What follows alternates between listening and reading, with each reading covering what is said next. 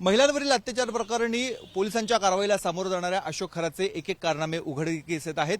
शेकडो कोटी रुपयांची त्यांनी मालमत्ता कशी जमवली, संपत्ती कशी केली, याबाबत अनेक तर्कवितर्क लढवले जात आहेत, अनेक चर्चा सुरू आहेत आणि बहुतांश ठिकाणी त्याने फसवणूक केलेली आहे आणि जमीन लाटल्याचा देखील प्रकार समोर येतोय।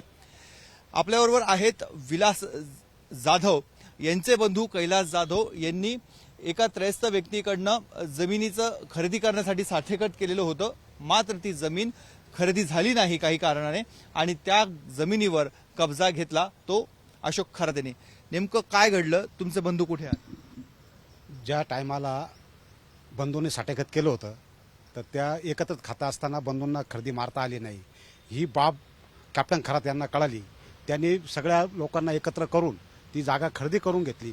माझ्या बंधूंचं असं म्हणणं होतं, हा मोठा माणूस आहे तर जाऊ द्या, त्यांनी जरी खरेदी घेतली असेल तर आपल्याला काही ना फुल नाही फुलाची पाकळी देईल।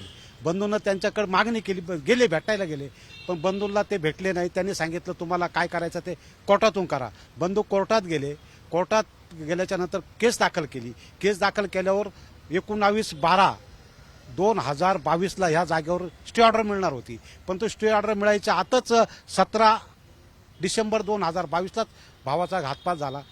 तो अपघात नसून तो घातपात होता असा आमचा संशय आहे। कारण ज्या टायमाला आम्ही अंबड पोलीस स्टेशनला गेलो, ज्या टायमाला अपघाताचा गुन्हा दाखल त्यांनी करून घेतला, पण त्यांना सांगितलं की आमचा संशय आहे, हा घातपात आहे, हा अपघात नाही आहे। पोलिसांनी सांगितलं तुम्हाला जे सांगितलं ते सांगा, आम्ही FIR मध्ये लिहून घेतो, आम्ही चौकशी करू आणि तुम्हाला न्याय देऊ।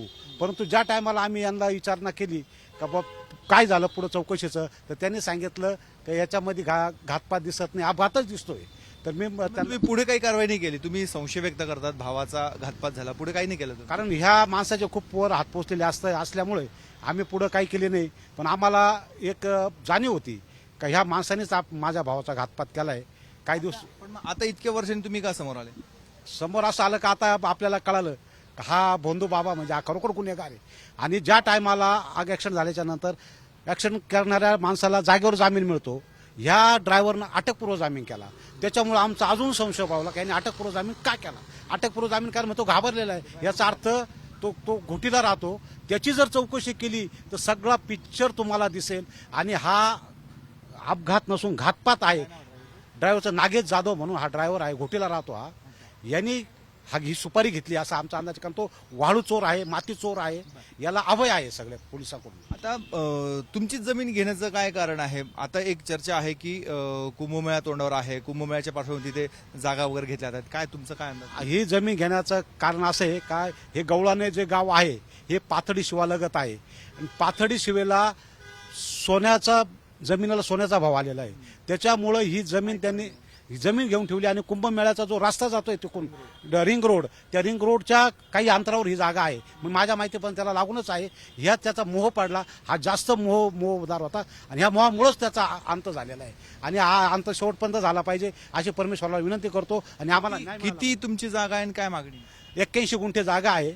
आमची मागणी एकच आहे का याला जर जास्त कठोर कारवाई झाली पाहिजे, याला जास्तीत जास्त सजा झाली पाहिजे, हीच माझ्या भावाला आणि माझ्या आईच्या आत्म्याला शांती। तुम्ही तक्रार नव्हती केली घातपातासंदर्भात? आम्ही तक्रार करायचा खूप प्रयत्न केला, पण तक्रार दाबल्या जायची। माझ्यासारख्याचं काहीच नाही तिथं, आम्ही गरीब कुटुंबातले आहोत आणि तो एकदम उच्च कुटुंबातला। हे हतबल आहेत, त्यांचं म्हणणं आहे की त्यांच्या भावाचा घातपात झाला असा त्यांना संशय आहे। मात्र 2012 मध्ये त्यांनी साठेकत केलं आणि 2022 मध्ये अशोक खरात याने त्या जागेची खरेदी केली। मुळात एक प्रश्न आहे की मग 10 वर्ष तुमची खरेदी का नाही होऊ शकली? ती खरेदी ते एकत्र कुटुंबाची जागा होती, आणेवारी झालेली नव्हती। आणेवारी शिवाय खरेदी होत नाही, म्हणून ती खरेदी थांबली नाही। तर आणेवारी झाली असती, खातेफोड झाली असती तर आम्ही त्याच टायमाला खरेदी मारून घेतली। आता तुम्ही जो दावा दाखल केला तो कोणाविरोधात आहे? खरं माझा कॅप्टन खरात विरोधात दावा चालू आहे का ही खरेदी रद्द व्हावी आणि आम्हाला न्याय मिळावा अशी आमची मागणी आहे। आणि आम्हाला न्याय मिळेल, न्याय देवतेवर आमचा विश्वास आहे। आपण बघतो त्यांचं म्हणणं आहे 2012 पासून 22 पर्यंत त्यांची खरेदी होऊ शकली नाही, त्याचे काही हिस्से करायचे होते ते झाले नाही। आणि आता परिस्थिती अशी आहे, ज्या ठिकाणी यांची जागा आहे त्या बाजूने कुंभमेळ्याचा रिंग रोड जात आहे आणि ह्या रिंग रोडमुळे आजूबाजूच्या जमिनींना सोन्याचे भाव आलेले आहेत। आणि म्हणूनच अशोक खरात याच्या आपण प्रॉपर्टीचं जर विवरण बघितलं तर त्याच्या एकूण जेवढ्या प्रॉपर्टीज आहेत त्यापैकी बहुतांश म्हणजे 27 ते 28 प्रॉपर्टी या पाथर्डी गवळाणे ह्याच भागात आहे आणि तिथूनच कुंभमेळ्याचा 65 किलोमीटरचा रिंग रोड जातोय। त्यामुळेच याने तिथली जागा घेतली का, रिंग रोड तिथून होणार आहे याची त्याला आधीच कल्पना होती का, असे सर्व प्रश्न उपस्थित होत आहेत. आणि जर ही माहिती होती तर ही माहिती त्याला कोणी दिली, कोणी अधिकाऱ्यांच्या माध्यमातून ह्या संपूर्ण व्यवहार केले जात होते का, हा सवाल देखील उपस्थित होते.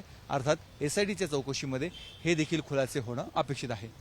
कॅमेरामन किरण कटारेसह मुकुल कुलकर्णी, एबीपी माझा, नाशिक. एबीपी माझा, उघडा डोळे बघा नीट.